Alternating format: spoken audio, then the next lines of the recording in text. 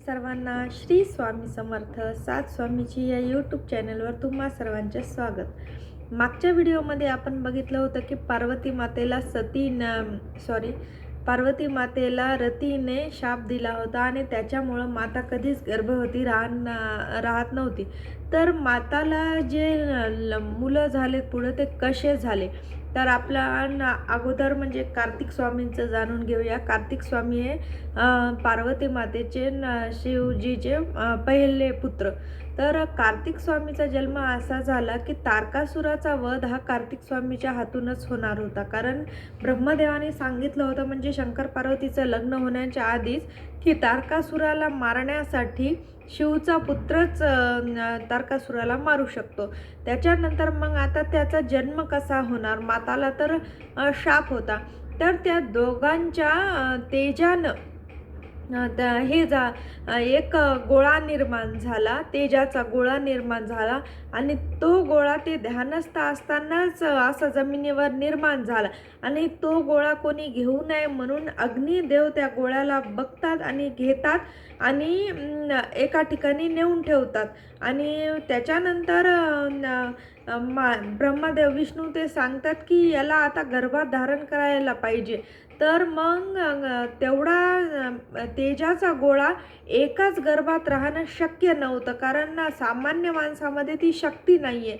म्हणून कृतिका नावाच्या 6 कन्या होत्या, म्हणजे त्या 6 जणींना तो गोळा 6 जणीच्या गर्भात तो ठेवण्यात आला आणि त्याच्यानंतर त्याचं पण तेज त्या 3.5 महिन्याच्या नंतर ते सहन करू शकल्या नाहीत 6 याच्यात, म्हणून त्यांनी तो कमळामध्ये ठेवला आणि त्याच्यामध्ये त्याला म्हणजे हे झालं आणि त्याचं एका जीवामध्ये रूपांतर करण्यात आलं आणि ते 6 माताच्या पोटात जन्मल्यामुळं म्हणून कार्तिक स्वामीला 6 तोंड आहेत आणि त्याच्यानंतर मग कार्तिक स्वामीचा जन्म झाला कमळाच्या ह्याच्यात। म्हणजे कृतिकांनी पण त्यांना गर्भस्थापन केलं होतं आणि त्याच्यानंतर ते कमळामध्ये त्यांचं पूर्णत्व झालं आणि त्या कृतिकांनी त्यांना हे केलं म्हणून जन्म देण्यापेक्षा पाळणारी माता जास्त हे असते, म्हणून त्यांना कार्तिक त्यांच्या नावावरून कृतिकाच्या नावावरून कार्तिक असं नाव देण्यात आलं होतं।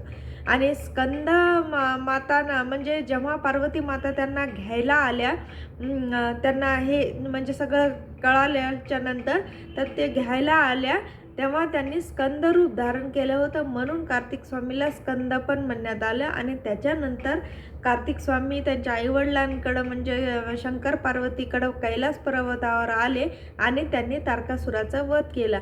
असा जन्म कार्तिक स्वामीचा पहिल्या वेळेस कार्तिक स्वामीचा झाला। दुसरा जन्म आपल्याला माहीतच आहे की गणपती बाप्पा कसे झालेले आहेत। तर गणपती बाप्पा पार्वती मातेच्या मळापासून झालेले आहेत, म्हणजे त्यांनी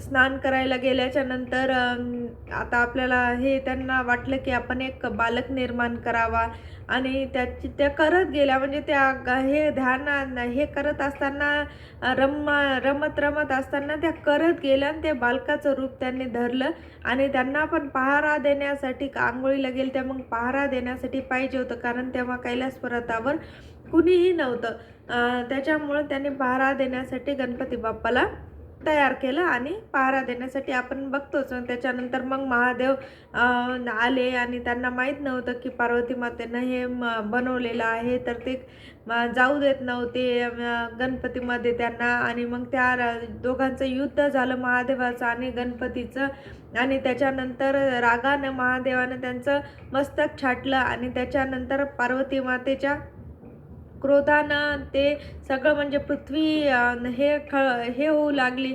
म्हणजे राग पार्वती मातेला खूप जास्त आला, कारण ती आदिमायाचं रूप घेतलं होतं मातेनं आणि त्याच्यानंतर मग शांतता केली की माझा पुत्र वापस करा म्हणून। आणि त्यानंतर महादेवाने त्यांच्या गणांना म्हणजे नंदीला आणि इतर गणांना सांगून पाठवलं की अशा बाल प्राण्याचं तुम्ही मस्तक आणा जी आई त्या बाळाकडं पाठ करून झोपलेली आहे। त्याच्यानंतर मग नंदी आणि इतर गण जातात, सगळीकडे शोध घेतात, सगळीकडे बघतात, जंगलामध्ये जातात त्या असं त्यांना कुठंच भेटत नाही की आई बाळाकडे पाठ करून झोपलेली आहे. तर फक्त एका ठिकाणी गेल्याच्या नंतर हत्तीच त्यांना तिथं दिसतो की हत्तीनी तिच्या बाळाकडे पाठ करून झोपलेली असते. म्हणजे बाळाचं तोंड इकडं आणि हत्तीचं तोंड इकडं अशा अवस्थेत ते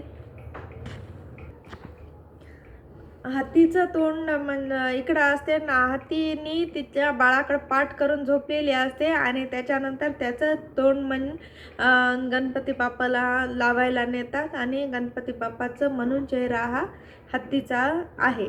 तर अशा प्रकारे गणपती बाप्पाचा जन्म झाला आणि गणपती बाप्पाची ही कथा.